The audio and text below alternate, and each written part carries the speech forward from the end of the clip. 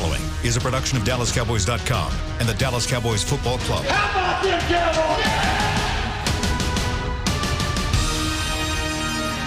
This is the Players Lounge, broadcasting live from Dallas Cowboys World Headquarters at the Star. Now your hosts, Barry Church, Danny McCray, and Newy Scruggs.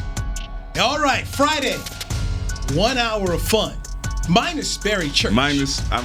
Tears shed for my guy, man. We've been missing him often throughout the 2020 season, but he has great reasons, so we let him have that. I'm not going to be Tom Coughlin and start dishing out fines on Church for missing activities, but hey, I just know my role. My role is to be here at 11 a.m. on Fridays for the Players Lounge. I'm Newy Scruggs. He is Danny McCray, former Dallas Cowboys. A lot to get to here over the hour. Now, look, this show is different, okay? We're going to be more relaxed. We're going to have some more fun. We're going to give more opinions about what we're thinking. I must start with the collective bargaining agreement.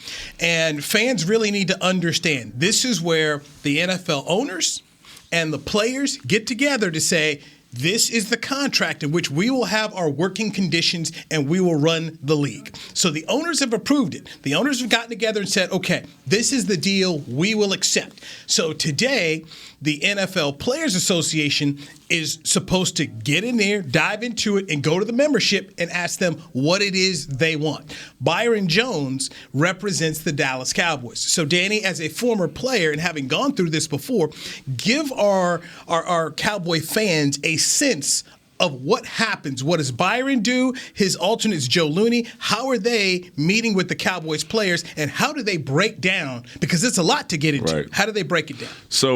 So back in 2010, my rookie year, we went through this process, and Jason Witten was our spokesman for the NFLPA. So we had a lot of meetings where it would be players only. We would come in, he would get us in the auditorium. He would kind of break down the most important parts of the PA and what he thought about it. And he would give us a chance to vote, give people a chance to speak, and let them know if they liked it or if they didn't. And then he would, based on the feedback that he got from us, would go back and meet with the rest of the other 32 NFLPA spokespeople, and they would vote. And they would say, yes, we agree on this, yes, we don't. And then they would talk to D. Smith, and if he felt that was right, then he would say yes. If not, then he'd say no. And we went through a process where it was a lot of no's in 2010, 2011. So you went through a lot of no's. How did you finally get to the yeses? What was that time frame? Man, I remember that pressure is what got to the yeses, right? I would tell you this. I was so surprised as a rookie to hear of how many big money guys were hurting for cash after 1 or 2 months of this of the lockout. It was crazy, the stories that people would come back. And I remember D. Ware. I sat next to D. Ware in the locker room, and it was a point where we were getting kind of checks that hold us over, because every month the NFLPA would hold a little bit from our check just for these type of situations. And we were sitting there, and D. Ware's like, I'm sending my check back to give it to these guys who are having these issues. And I'm like, how? Like, I'm a rookie. I'm making rookie minimum, and I'm at least able to make it 2 months, and these guys aren't being able to make those payments. So as it comes to when you're about to miss those real checks, those $20,000 and $30,000 checks, it was like, hey man, the pressure was put on those league guys to say, hey, let's hurry up and get something done. So once it was kind of in that eye that we might miss a game or two, that's when it got real serious and people started making moves. Which is why I say the NFLPA will never and has never had the kind of clout that Major League Baseball Players Associations had, because those players have gone on strike. Those players have missed games. If you don't miss any games, then you'll never be able to fully get everything you want as a player, because you are the product. Right. Look, the NFL cannot sit around here and try and roll out scab players. The replacements? They can't do that again. I mean, let's just say you wanted to go get a bunch of guys from the XFL and play them this fall. If we've seen what the XFL is and the struggles that they've got to just generate points, It is hard. These are the best players in the world. But if these players refuse to miss games, because to me, that's the only way you make real change. You've got to sacrifice something to get something.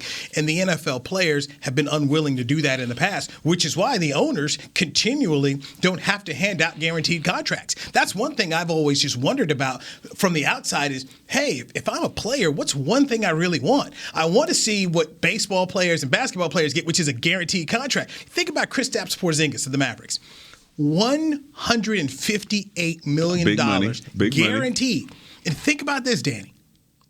He never played one regular season game for Dallas before he signed that contract this summer. Yeah, man, that's the NBA. I will say this. As far as getting people to be on board with that, we have so many more people in our league, right? It's a lot more difficult to get the start of 90 and then those 53 of every team to feel that way, right? Yeah, of course, Tom Brady and those guys making all that money, yeah, they fine. But then you got another 20 guys at the bottom of the roster who making minimum who's like, hey, no matter what happens with this CBA, I'm still going to be making minimum. Like this deal for the NFL and for these players are really for the top 5 or 6 guys on the roster, right? When you go, hey, you guys get 2% more of the revenue gap, right? And the bottom half of the roster gets the $90,000 increase. Yeah, the top half of the roster is getting another 10, 15 million. This is for them. So me sitting at the bottom when you trying to get all these guys to say, nah, man, hey, let's miss a couple games. It's like I'm making the same amount of bread anyway. And if I'm in the middle, I'm probably going to get released for a younger guy to come in because now they can't afford to pay me because they're going to pay the quarterbacks and the receivers all this money. So ultimately, in this new CBA that has been proposed by the owners, there are no guaranteed contracts. So it's going to basically this will continue to go on. Now, I'll say this. When I watch NBA free agents sign contracts again, I don't want to see any more tweets from NFL players talking about we should be this and I wish I had. I mean, the enviousness that I've seen of these tweets when NBA guys get money from NFL players, I don't want to hear it anymore because this was the opportunity to try to go to membership and say, look. But if you're in the minority and you voting for that, then you can still got the right to be envious. You can still be upset with the majority who voted opposite of you, but you still got the right to be envious of not having a guaranteed contract. Kirk Cousins, holla at me. One guy on everyone in here say that is Kyler Murray because he had the money. He had the money in baseball. He turned it away. So here are a couple points about this CBA. Andrew Brandt used to be the legal guy for the Green Bay Packers. He's now out, and he's a very popular member in the media. But he talks about the new CBA and the marijuana testing in there. The testing windows go from 4 months to 2 weeks at the start of training camp, reduces the number of players tested, reduces penalties for positive tests, and raises nanogram threshold for a positive test from 35 to 150, which is the World Doping Agency threshold there. So basically, the NFL is putting out there that we're really not trying to have guys miss games anymore for marijuana, that they're more understanding of it. We now know that there are states like California and Colorado and Washington where marijuana is legal. So they're changing that. And look, I get this thing too. I mean, at the end of the day, having guys miss games for marijuana tests is nothing any of these owners want. They want their best players. Right. They want their players, period. And glad you made that point because I was driving in here and listening to the radio, and I was hearing these guys talk about that when you're in these negotiation periods and everybody's holding strong, and then all of a sudden you start seeing things that are given out there that you assume are a big deal, and they really, the owners are giving it to the players. It doesn't really hurt the owners. They don't lose anything by getting it. As a matter of fact, like you said, they actually lose some money by having these great players miss this time off the field for failing these tests, right? So what are you really getting out of it? On the player side, this is a plus. This is a plus for both. Now, here's another thing that I thought the players would make sure they got, but I don't see there at all, was limiting Roger Goodell's power. Oh, yeah. Go back to Ezekiel Elliott. So it was Roger Goodell who had the ability to wield out the 6-game suspension. Right. The players, just make sure people get this. The players' union said, yeah, Roger, it's okay. You can go ahead and suspend us at will, the way you want to. Why would you not change that at all if you're the Players Association? Is that a note in there? Is that absolutely not changed? Well, the owners didn't put it in there. Oh, that's why they handed it over to the players. Right. So maybe one of these players, back to okay. maybe Richard Sherman or somebody's out there saying, we got to add this in, and we got to add this in, we got to add this in, and we'll send it back and see if they agree with it or not. Because I'm of the opinion Roger Goodell suspending Ezekiel Elliott and Tom Brady did nothing to help the league. If anything, you hurt your product because Tom Brady's not there out on the field playing games. It's Jacoby Brissett and Jimmy Garoppolo, and while the Patriots are able to get by without him and go win a Super Bowl, at the end of the day, you know what?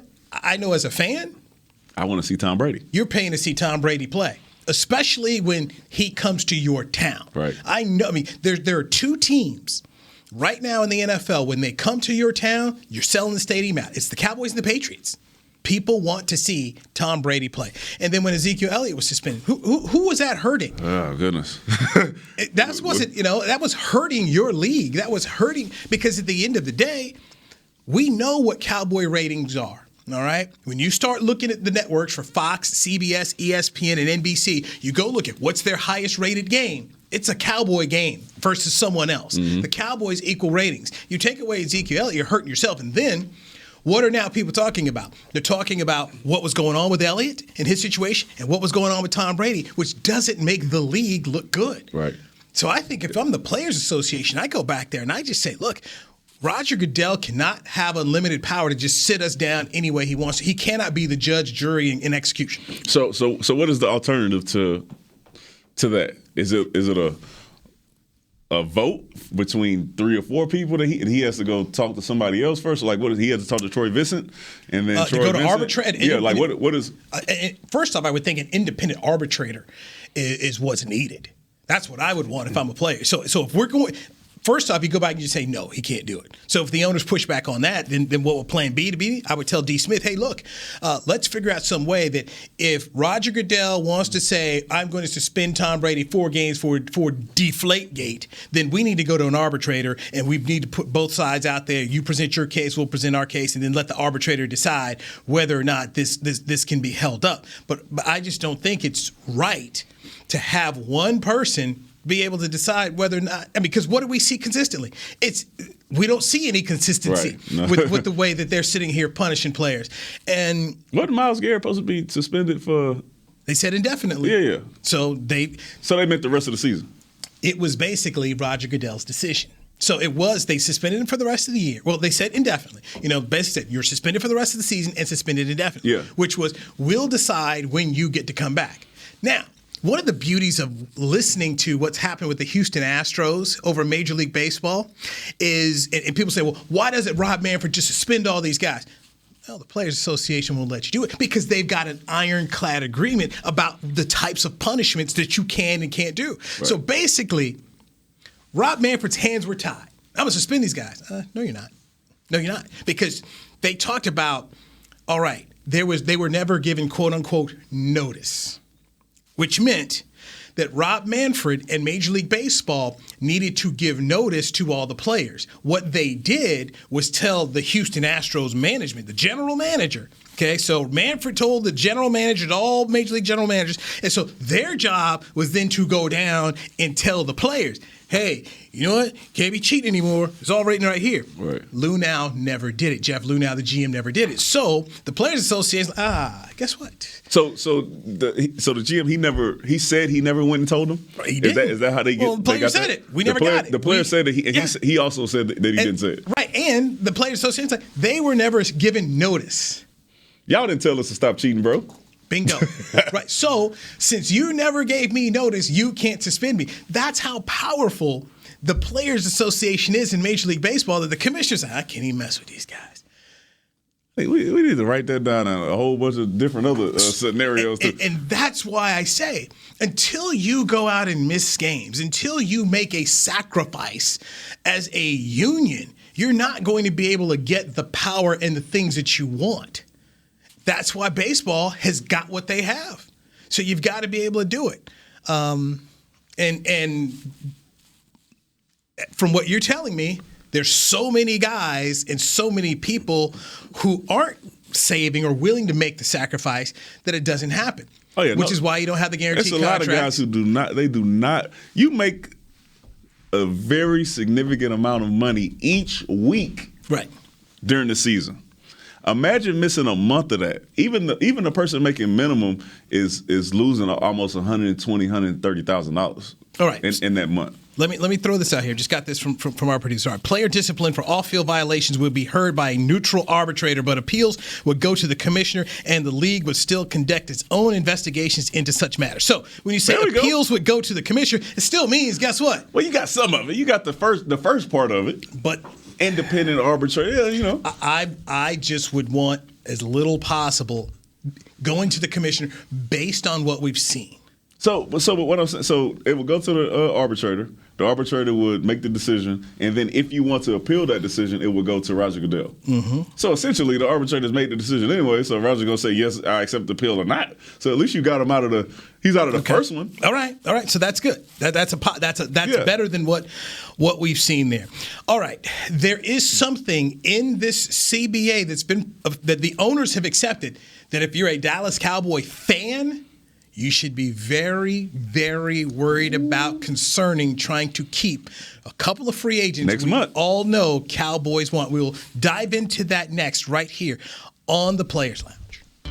I'm Jay Novacek, former tight end for the Dallas Cowboys. Back in the day, I was the guy who always got the tough yards, and that's why I run with John Deere today. In fact, I have a John Deere 3025E tractor that can handle any yard work I need to do, even the tough yards way out back. So if you have 1 acre or 1,000, John Deere has the equipment that's just right for you. Visit a John Deere dealer today and run with us. We are the official tractor provider of your Dallas Cowboys. Essilor is a proud sponsor of the Dallas Cowboys, helping fans see more and do more with our best vision solutions. Our lens technologies reveal a world more beautiful than you can imagine. For a limited time, get the Essilor Next Gen offer. When you buy the latest generation of Transitions lenses with select Essilor lenses, you can choose a second pair of clear lenses for free with qualifying frame purchases. Restrictions apply. Find a participating eye care professional by visiting EssilorUSA.com. Essilor. See more, do more.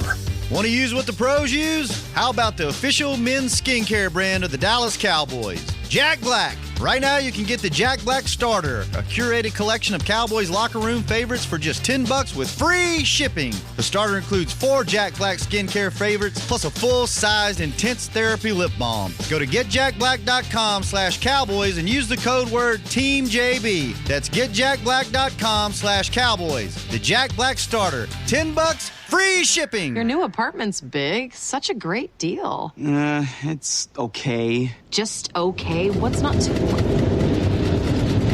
Right above the subway! Well, I bet you don't even notice it after the... That's my neighbor, Angus! A deal that's just okay is not okay. Get a great deal with America's Best Network. Come into an AT&T store to find out how to get one of our popular smartphones for $0 down, based on GWS 1 score September 2019. Back to the Players Lounge. Newy, Scruggs, Danny McCray, Barry Church. We consist, the three of us, of the Players Lounge. Barry's out. No, you know. We're going to hold it down for Toledo, man. We're going to hold it down for Toledo. It's all right. We're used to it. There he is, Barry. The excused absence. He owes you, right, man. He owes you, man. Hey. Is that the Matt Cup, man? I just wanted to feel like he's still confident in Jacksonville. He's still here, man. He's still here. Now, he don't want to see Coughlin at all. Does anybody who's down in Jacksonville want to see Doug Coughlin? Nah. I don't even know if Doug Marrone, the head coach, wants to see him anymore after everything that happened there. That was a bad decision, and how they were trying to fix that thing. They're like, to me, the Jacksonville Jaguars remind me of the Sacramento Kings. Like, these two organizations keep having these issues, man. But it's crazy though, because you thought they were on the upcome after. They should have beat the Patriots. I mean, was it Pittsburgh? It was the Patriots in the AFC Championship. They should have beat it. And ever since then. Well, I mean, they depended on Blake Bortles. I'm sorry. Yes, depend on Blake Bortles. But go back to this situation where the next year, the thinking they had, well, we're going to go to the Super Bowl, that they thought they could just pick up where they left off and we were going to be that. And they did all this talking, put this big old bullseye on their chest, and they failed to meet expectations. Defense didn't show up. Blake Bortles didn't show up. Look, it is hard to think. And Steve Young talked about this in his book, The QB. When you get up there to Mount Everest, you have to go all the way back down and start the climb again. You just don't get to Everest in a week. It's a long, long, long climb. It's really, really hard, and you have to start again. And for many years, when coaches would say, well, every team is different, every year is different, I just kind of thought it was coach speak. But then once you start covering the game and you get around it, you start to see, yes, every team is different. What? The mentalities are different. That last place schedule that Jacksonville was able to utilize to get to the AFC Championship, well, now guess what? You're first place. Now everybody's looking at you. Everybody's studying and putting in more time in the offseason to check you and what it is you do well. It's hard when you're the hunted. Well, ask Carolina. They went to the Super Bowl, got the brakes beat off of them. and 15-1. And they've been the same since. One of the things that I also have noticed, and this just doesn't apply to football, it really applies to a lot of sports, losing a championship is really hard. It's hard. So you're saying San Francisco's in trouble? Yeah, pretty much. Outside of Jimmy G, because that's the obvious. Okay, look at the Rams. When I did my preseason prognostications, Danny, I did not pick the Rams to make the playoffs. I said they're going to make the playoffs. It's hard to come back from that type of disappointment. And then to the way they lost as well, your offense total opposite did of what not show up.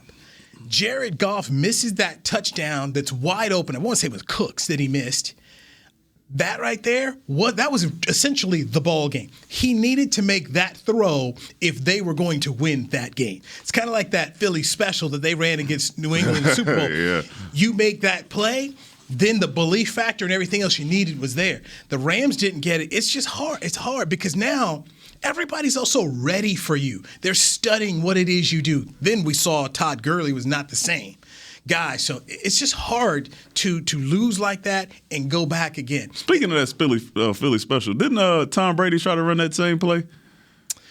And fumbled and stumbled and fumbled and did all that good stuff. Okay, I just say it's not for everybody. By the way, it's not for everybody. Well, I mean, why are we asking a 40-year-old? Well, what I'm saying, I'm taking it to this point. The Patriots, opposite of that, are the one team where you can say every year the expectation is that, right? And they're the outlier. They're the outlier. That's the one thing I consistently try to tell people when they want to bring up the Patriots in anything. I said, that's your outlier. Okay? Mm-hmm. That's your outlier. They have a quarterback who can stumble and fumble and drop that pass and look like the most unathletic person in the world, and you still say, you know what, that team right there is going to win the Super Bowl.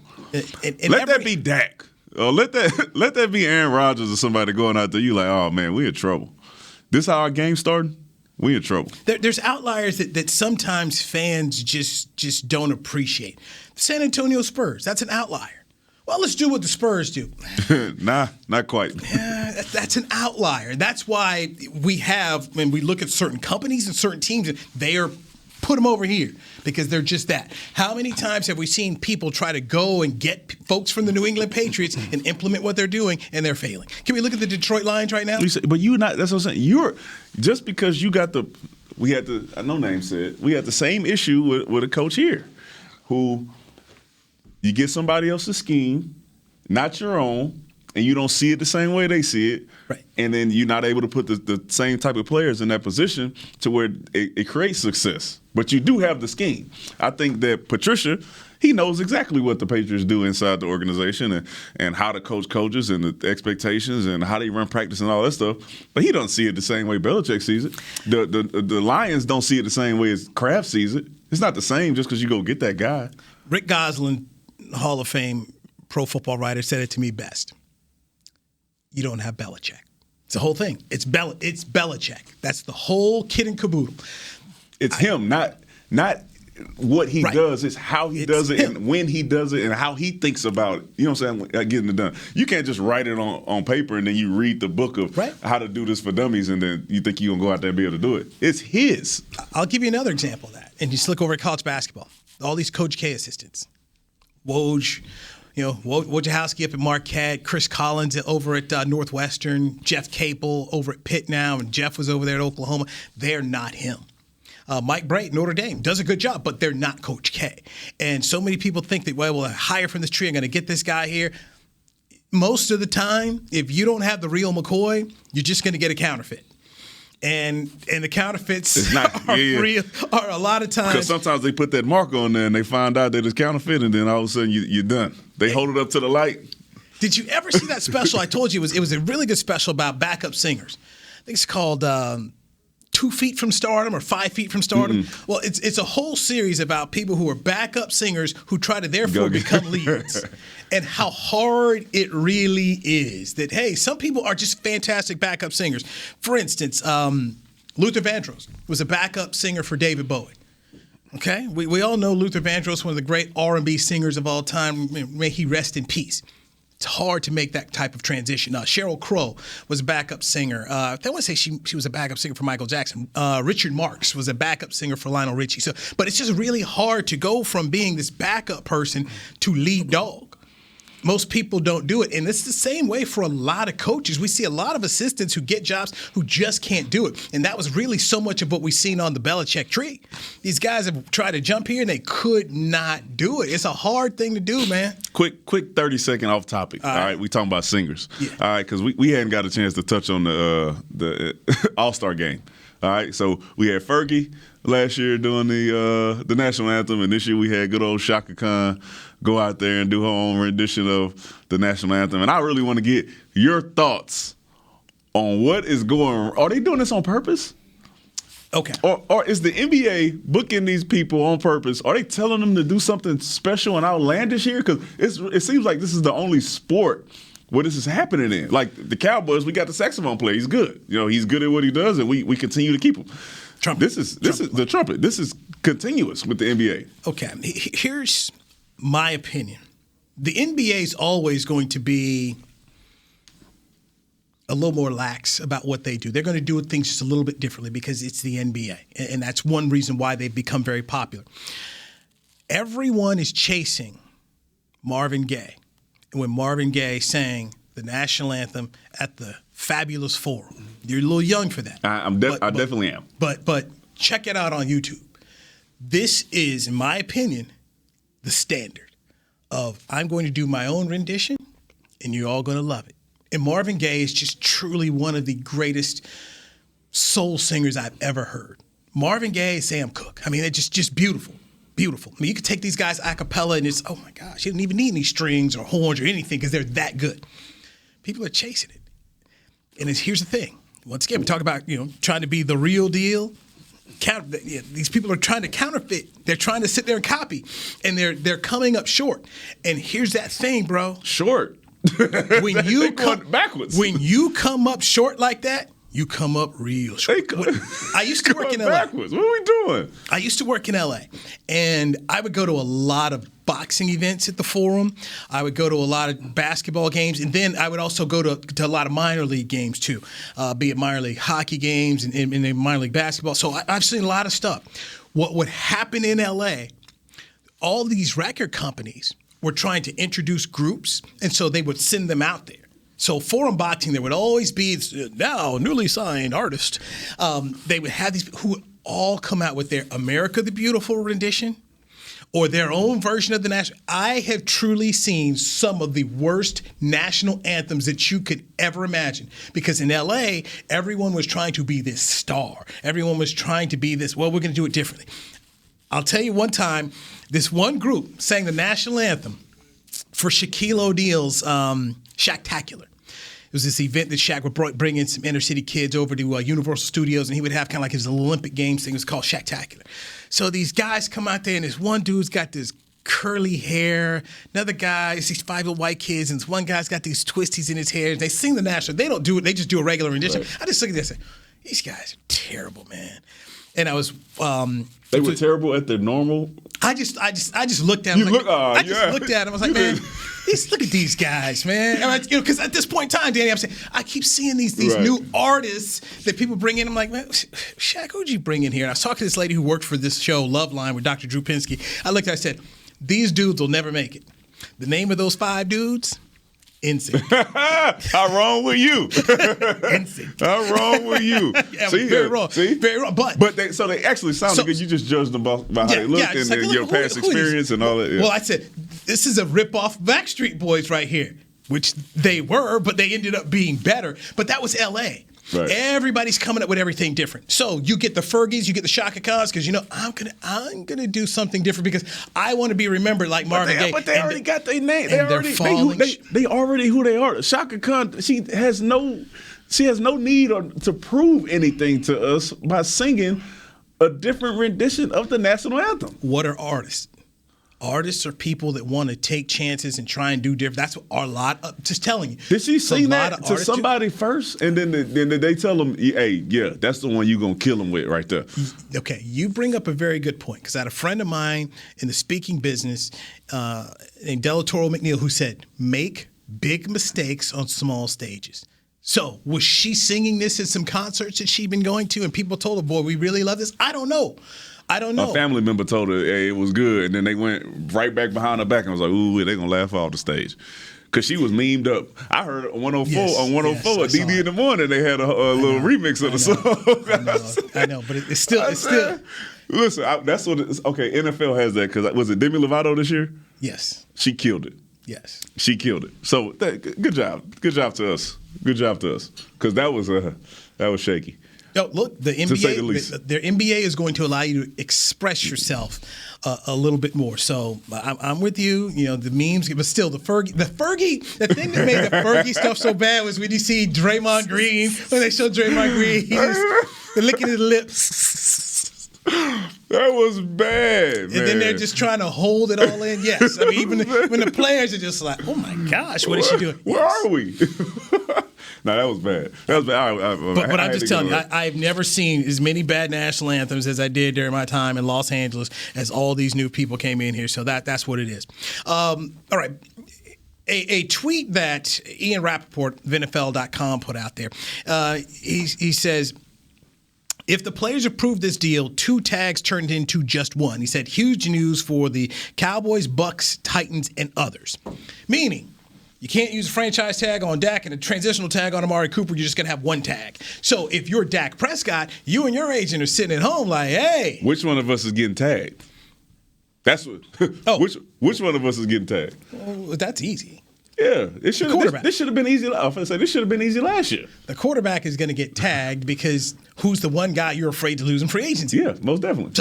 So Prescott gets tagged, and Amari Cooper could be running free. So I'm sure probably Dak and Amari just, hey, how you doing? It's March 10th, right?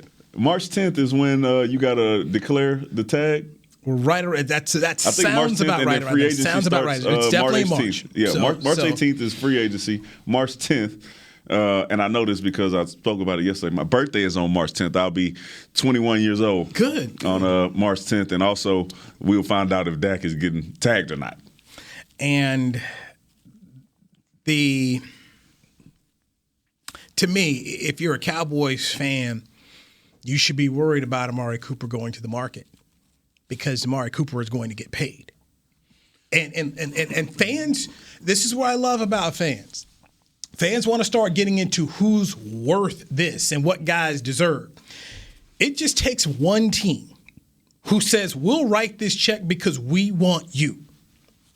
It doesn't matter about, well, he ranked here. That there are teams out there that are desperate for players who are going to write a check. And there are a lot of teams that are going to overpay a guy. That's what free agency so much is about a lot of times. It's going to be an overpay for you to take someone and bring them to your team. You're going to have to blow an Amari Cooper away to say, oh, I don't want to walk away from that. Well, I also think that a lot of people who watch free agency and then they don't really understand what goes into picking a free agent. So for the Raiders or for the Eagles, Amari Cooper might not be as good of a fit, but he's a great player who they would pay top dollar for. For another team, they would pay the most for them because in their scheme, he is that missing piece. He fits perfectly in as far as what routes they want him to run, what type of physicality he has, how he thinks as a player on the field and all that stuff. It's just a different fit. So, yeah, For the Cowboys, yeah, he might be worth this. But to another team, if he's a perfect fit, yeah, he might be worth another $5 or $6 million because for their team, they feel like that is the one piece that they're missing. That's not how the Cowboys feel about Coop. Desperation gets a lot of deals done in free agency. And when I say desperation, there are general managers and then there are head coaches who know we have to win this year, and we don't care if we overpay because if we don't win, we're getting fired. We gone. Right, we're gone, and this is something for someone else to clean up. That's another thing that fans don't talk about. Is that the Browns? Oh, I thought you were talking about the Browns because they paid a lot for some guys. Yes, that's it didn't work. They were just paying them. They didn't care if they fit the scheme or not. It was just like we have a bunch of good guys on our squad. I was in a conversation with someone about Dak Prescott, and I mentioned Kirk Cousins because they were talking about how in their minds Dak wasn't worth this number. And I said, I'm going to point out Kirk Cousins to you. If you think about a 3-year, $84 million, this is something we've never seen in the National Football League. This guy's not a top 12, top 15 quarterback when he got it. What had he led Washington to? Not a thing. Nothing. They went to the playoffs once, right? Or something? I think it was RG. They went to the playoff once, yeah. One That's time. what they got. They got it one time. But 2015.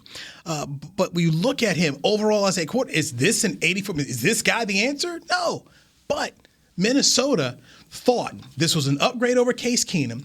They didn't care what they had to do, and they wrote the check because they were desperate. They thought they were missing one piece. And we're desperate. So for everybody else, Kirk Cousins was not that one piece. But for Minnesota, they were like, look, man, we were one step away. They thought it was Kirk. I go to Jimmy Garoppolo, who reset the market based off 7 games with the San Francisco 49ers. And I defended it from this standpoint. Uh-oh, you still defending it? Yes. Okay, and here's why. I have family out in San Francisco, so we spend a lot of time out there. Do you know on those PSLs that they had at Levi Stadium, because once the 49ers had let Harbaugh go and they went through Chip Kelly and Jim Thompson, there were people who were not paying them. They told us, yeah, we're not paying that. So if your PSL is $150 or $1,500, their fans are like, yeah, we're not paying it. Forget it. They're basically just ripping up so they were now suing their own fans. It was bad. You could see red seats everywhere. When Jimmy Garoppolo got in there and he was playing and he was for those 7 games and they were winning these games, they started. Fans started going. He was giving them hope. And they saw it. And in their minds, and some people, they were talking about Joe Montana-like. Oh, it reminded me a little bit of Joe. So you know what? He's up right in the check. You got to spend the money anyway. I mean, you've got to spend some money. They decided this is our guy. They wrote him a check for $28 million, and I said, you know what? Good for you from the standpoint that you didn't have any other option. I mean, they didn't want to draft Deshaun Watson. Right. They didn't want to draft Patrick Mahomes. They had opportunities to go out here and get a quarterback. They felt like they didn't have options. Right. Yeah. So they didn't want to go that route. They got Jimmy Garoppolo. You didn't want him to get to the market because you're going to get to the market in 2 years. So they paid him. They said, this is our guy. We believe in him. We're going to pay him. You know what, Jimmy? You're the man. Fine. I don't have any issues when you're John Lynch and you're Kyle Shanahan. You believe this is the guy we can work with. Because remember, the thought process was they were going to go get Kirk Cousins. Yeah, because Shanahan. Didn't happen that way. I will tell you this. Hindsight, and then thinking of the history of the league, if you can get away with paying that much money just to get to the Super Bowl, it's worth it. And thank you. That's my other thing there. Because you got Chicago, who will pay that much money at any time to get back. Tampa will pay that much money. Exactly. There's plenty of teams out there who will pay that much money to go to the Super Bowl once in 5 years. One time, 6 years. Because that will pay for itself. Yes, easy. They're raising ticket prices this year, and people are going to pay it. For them, it's fine. But player-wise, and you think about winning games and doing all that stuff or whatever, So, yes, I have no issues with them paying Jimmy G at the time. I said it was good. I was out there in the Bay Area because it was the Cowboys-Raiders game in December when we were out there and Jimmy was doing his winning. And the Niners had a game that day, and they had people show up. People showed up. The seats weren't empty. There was excitement. People were talking about them on the radio. Okay, so in my mind, just seeing when you went to apathy, that's the worst thing you can have as a team. Is people don't care. Right. People cared. People saw Jimmy as hope. They were buying into well, you know what? He played under Tom Brady. He was a part of a team that won. They were there. So if you had the fans excited about a quarterback and they're thinking he might be their next Montana, write the check. Write the check. And right now, $28 million for a starting quarterback in this league is nothing. True. Because it keeps going up. All right. Even if he only going to throw it 11 times. We need to get into Emmitt Smith weighing in on Dak Prescott's contract. Plus the rest of the guys who've been laying in on his contract. Let's dive into that here on the Players Lounge. He's Danny McCray. I'm Newy Scruggs. Since 1865, Stetson hats are American-made with pride right here in Texas. And Stetson is proud to be on the field with America's team. Want to show your Texas and team pride too? You can. By purchasing your own Stetson, you can look just like how the flag guys do on field at every home game. Stetson hats, the official crown of all self-respecting Cowboys, and your favorite football team. Get yours today in the Stadium Pro Shop or at Stetson.com. Your new apartment's big. Such a great deal. It's okay. Just okay? What's not too... It's right above the subway! Well, I bet you don't even notice it after the... That's my neighbor, Angus. A deal that's just okay is not okay. Get a great deal with America's best network. Come into an AT&T store to find out how to get one of our popular smartphones for $0 down. Based on GWS 1 score, September 2019. Essilor is a proud sponsor of the Dallas Cowboys, helping fans see more and do more with our best vision solutions. Our lens technologies reveal a world more beautiful than you can imagine. For a limited time, get the Essilor Next Gen offer. When you buy the latest generation of Transitions lenses with select Essilor lenses, you can choose a second pair of clear lenses for free with qualifying frame purchases. Restrictions apply. Find a participating eye care professional by visiting EssilorUSA.com. Essilor. See more, do more. So, you're shopping, and that's when you see it. Aisle 23. Dr. Pepper stacked from top to bottom as far as the eye can see.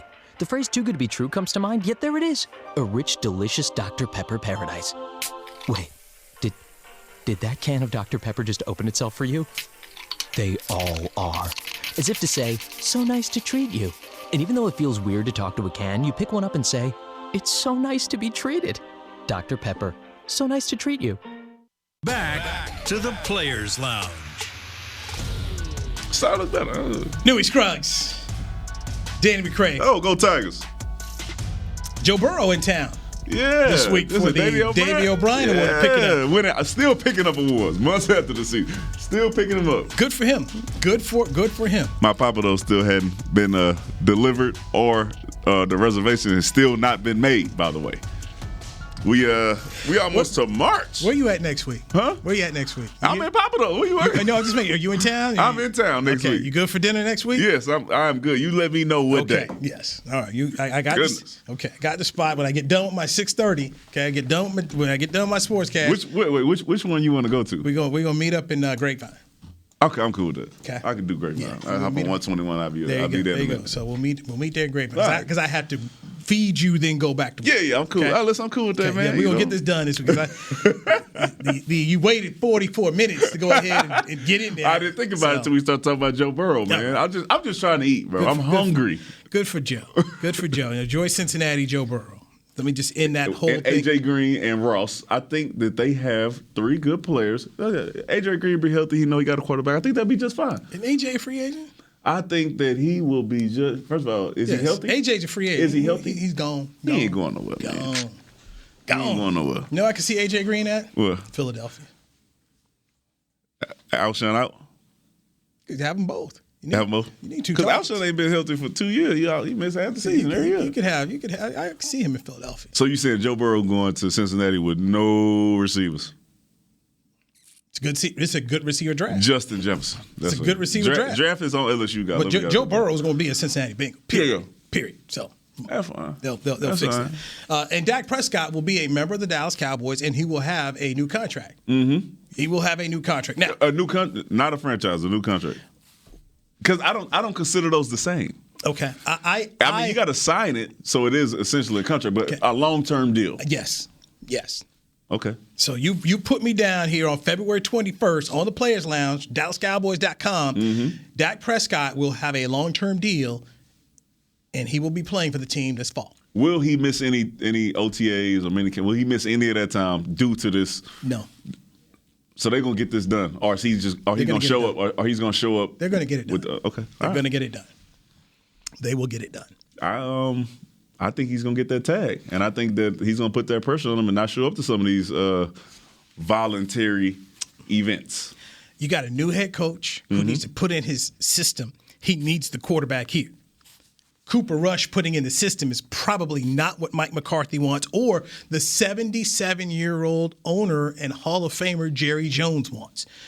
Jerry Jones knows he doesn't have that many more opportunities at a championship.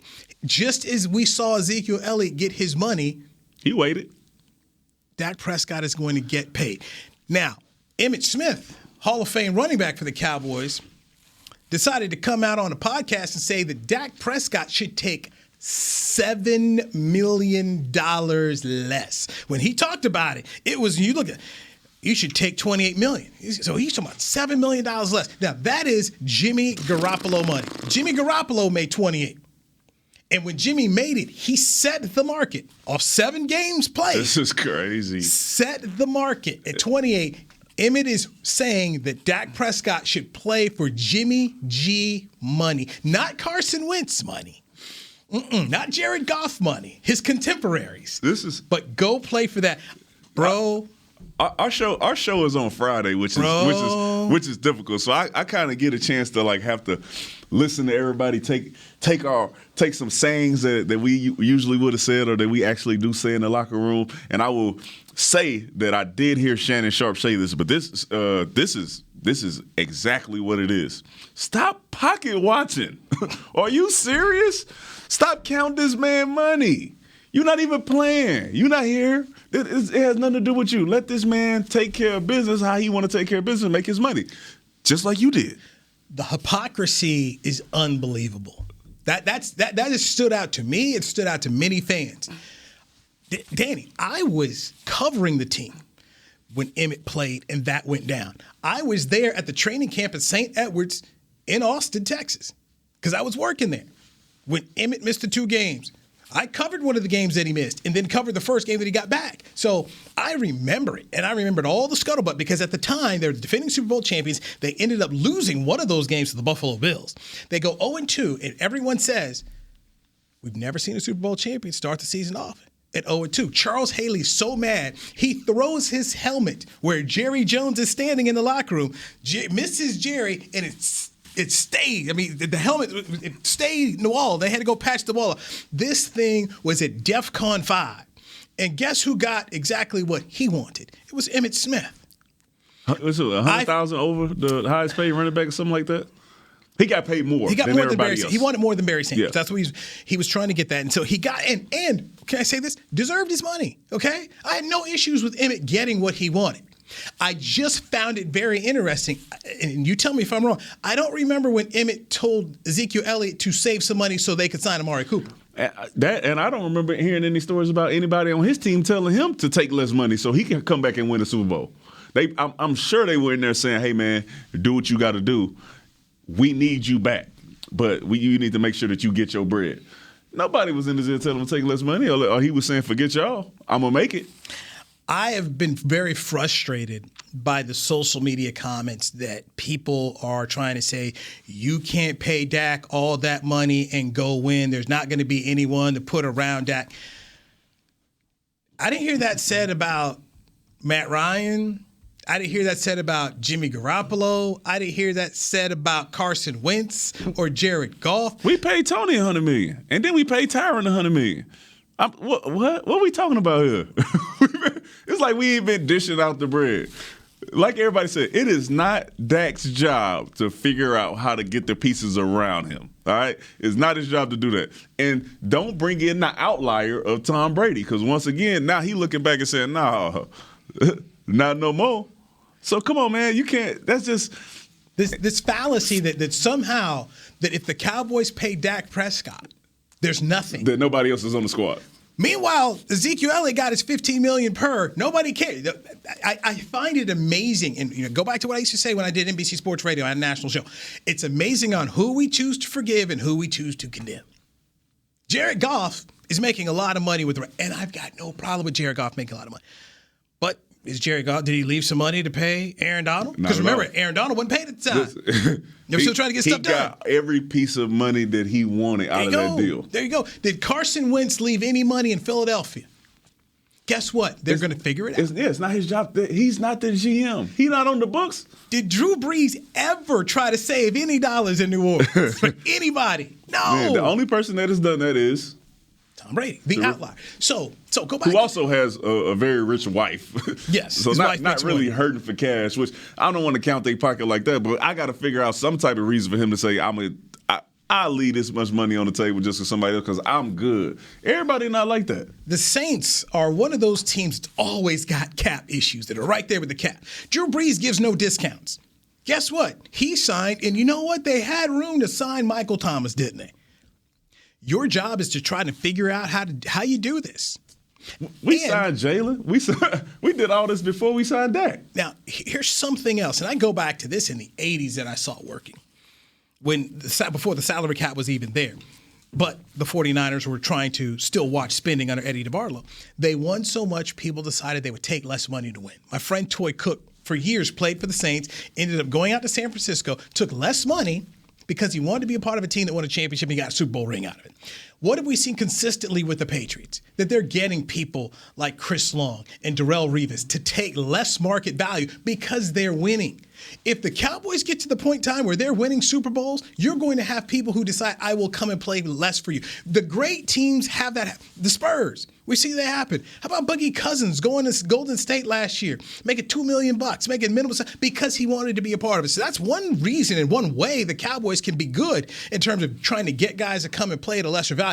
But your quarterback is not going to come in here and take a Walmart TJ Maxx contract. No matter how many Super Bowls you win, you get a new quarterback coming on this team. He's not taking less money because he think that he gonna win the Super Bowl. It's him who's going to win you the Super Bowl. This is the position is different. Outlier, Tom Brady. Everybody else, money. Give it to me. I have a feeling that Dak Prescott's probably not going to show up at Emmitt Smith gala this year. He might. Dak's a good guy. We also touched. But you good guy. And now you went to a place that makes him okay. This is the public perception. The public perception for people is that Dak is being greedy or Dak is not a team player. I watched a clip of Dan Patrick, who I enjoy Dan Patrick's radio show, and Dan Patrick is out here talking, well, you know what? If you win a Super Bowl there, you can win so you should take less money and you should put people around. No. How about this argument? All right. Man, you making so much money off the field on sponsorships that you should take less money because you're going to make it up anyway off the field. What does that have to do with anything with Jerry Jones and them paying Dak Prescott for his play on the field? Agreed. Like I told you last night, that would be the equal to us doing our regular job here, right?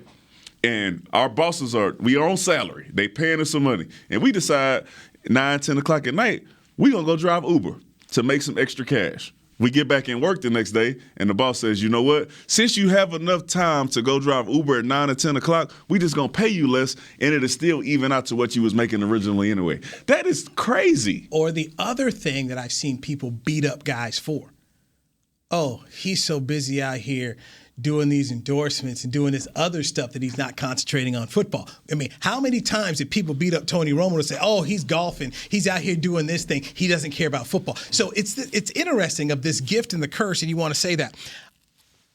I am a fan of Kristaps Porzingis of the Mavericks. They don't get this guy unless he had the knee injury. Okay, because the projection he was on with the Knicks and making an all-star team, I mean, this is a guy that people were thinking was going to be one of the next sets of young superstars. Right. But he gets hurt, and then he tells the Knicks he wants out, and the Mavericks make the trade for him. Mark Cuban paid him a franchise record $158 million over the summer. he had yet to play one regular season game. I never heard anybody say, Mark Cuban should make Kristaps Porzingis go out there and play and prove himself. Nobody said Kristaps Porzingis should take less money so the Mavericks can go out here and sign other. You never heard that. But for some reason, we're beating up Dak. Not we, but there are a bunch of people beating up Dak on that level here. And I don't get it. Of how a guy who has performed at a high level like Dak Prescott has, if you go and look at all the metrics, this is a top 10, top 12 quarterback in the NFL last year. And oh, by the way, and I've said many times before, I don't think Dak Prescott had elite coaching when he was here. There wasn't no Sean McVay calling plays or Sean Payton calling plays around here and running that offense as a head coach. You didn't see that there. You didn't see it. Mike McCarthy is an elite play caller and an elite head coach. So you put Dak Prescott with a guy like McCarthy, I think of what could be. But at the same time, let's be honest here. The team could have probably got Dak at $30 million last year. They didn't do it. It's kind of the same thing that happened with Tank Lawrence. You could have got these guys at a cheaper rate, but you wanted to see them play it out. Well, you also wanted to pay LC Collins. You wanted to pay Jalen Smith. You wanted to take care of those guys. So you were talking, the pie. How much pie is left? Dak won't have the pie, all right? So you either go pay him or you're not. But outside of that, if you are an influential person and you are a former player, you do not speak on this guy taking – first, don't speak on him taking less money, especially not almost a third. Like $7 million is nothing. So $7 million a year. Let's say he wants to do a 6-year deal. Look at that. I mean, when you start talking about that kind of, you're basically saying, hey, man, take a year less salary of what you could be. The franchise tag might be $33.4 million. I read that on ProFootballTalk.com. So if the franchise tag is that, why are you taking 28? That's the other thing. Like, makes no sense. Right. Well, do you understand? It's been very frustrating. Though? Oh, man. And now, did you see the Tua Tagovailoa interview? I didn't. Okay, so Tua was talking with Steve Weiss and said how he was a Cowboy fan growing up. And then mentioned, you know what, man, I love to play for the Cowboys. And he's like, and then Steve Weiss like, you know what, they already got a quarterback. They got Dak. He said, I can back Dak up. So I'm listening to people talking, what if we go get Tua? And I'm sitting here to myself one more time saying, the owner is 77 years old. The owner does not want to go get a hurt quarterback. And then develop him. Okay? A hurt quarterback. You don't even know what he can do for you this year. So let's go draft a hurt quarterback, wait for him to develop, figure out the game. He's not doing that. Not when he's got a guy that he's liked and he's invested. If Jerry Jones wanted to invest the number of years he did in Jason Garrett, a decade, you think he's going to go ahead and dump Dak Prescott after 4 years? And he's told us all he likes him. I don't know why there are a group of fans who just want Dak Prescott gone out of here so bad that they're I don't think they're using logic and even understanding what they're saying about the quarterback that they have. Well, a lot of people don't use logic when it comes to situations like this, especially fans.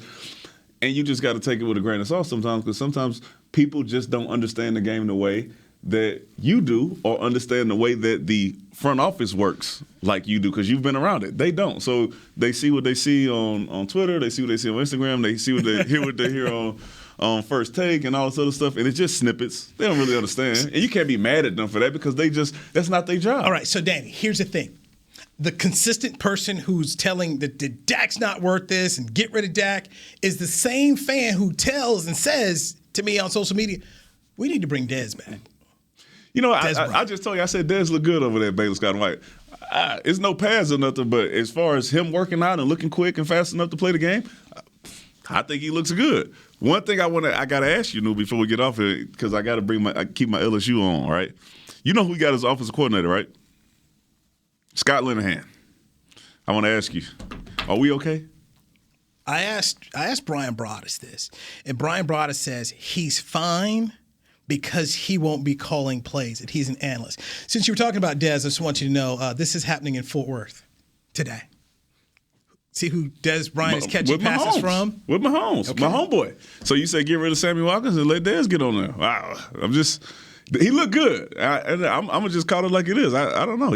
I watched the clips that he put up, and of course they are highlights. But I mean, he looks healthy. He looks quick. He looks fast enough, and he can always catch the ball. He looks focused. Talk to you and Cowboy Nation when I say this. Dez Bryant's not walking through that door. No, I didn't say anything about him coming back to the Cowboys. But I'm telling you, there are a group of people out here who are adamant and want this to happen in the worst way. They really think this is going to happen. If the Cowboys do what we think they'll do and bring back Amari Cooper and bring back Randall Cobb to go with Michael Gallup, there's no place for Dez Bryant. There's also the issues that Dez Bryant had with certain members of this football team on his way out, and he's reiterated on Twitter that would be an issue for him to come back. Dez Bryant is not going to wear the star again. You're right, but you can't be mad at those people because they love Dez Bryant. They seen him do some great things. This is all emotional for them. This is emotional, not business-wise. So I mean, I get it. The guy, I believe somebody's going to call him. I believe he's going to play, and I think he's going to make a difference on somebody's team. Somebody's. I'm not sure. You you never know the relationship between the Joneses and Dez. You never know. It's not going to happen. You never know. I'll put.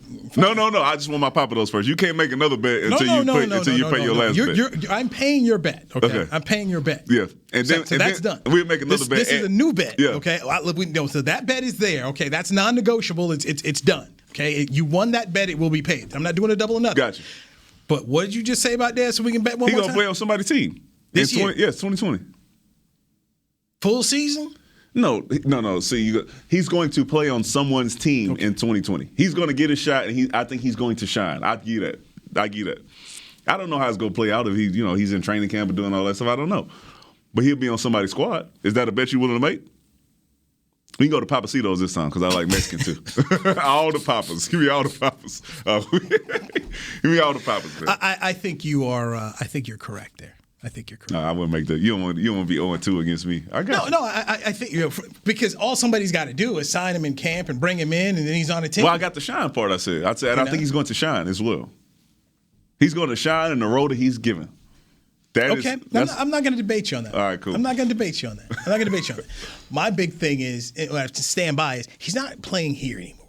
And there's this group of fans who are willing to let Dak Prescott go for Ryan Tannehill or Joe Flacco. I mean, that's some of the crazy things. Or let's make a trade up for Tua Tagovailoa. They just playing Madden. And people who want to then bring in Dez They just playing Madden. It's fun. My team. That's what they playing. This is not what the organization is working towards. No. They're working towards a long-term deal for Dak Prescott. They're working towards trying to keep Amari Cooper. They're not working towards bringing back Dez Bryant. And, oh, by the way, the head coach has these things that he wants too. The head coach is coming here because he's anticipating to work with number 4. That's what he's looking to do.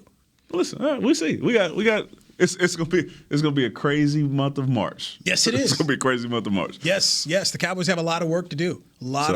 And then with one transition tag, it's gonna be tough. We'll see. It's gonna be tough. But I do think that you'll see Dak Prescott with a long-term deal, involved in all the offseason activities with the Dallas Cowboys. He's Danny McCray. I'm Newy Scruggs. This has been the Players Lounge. Thank you so much for checking us out right here on DallasCowboys.com. See y'all next week.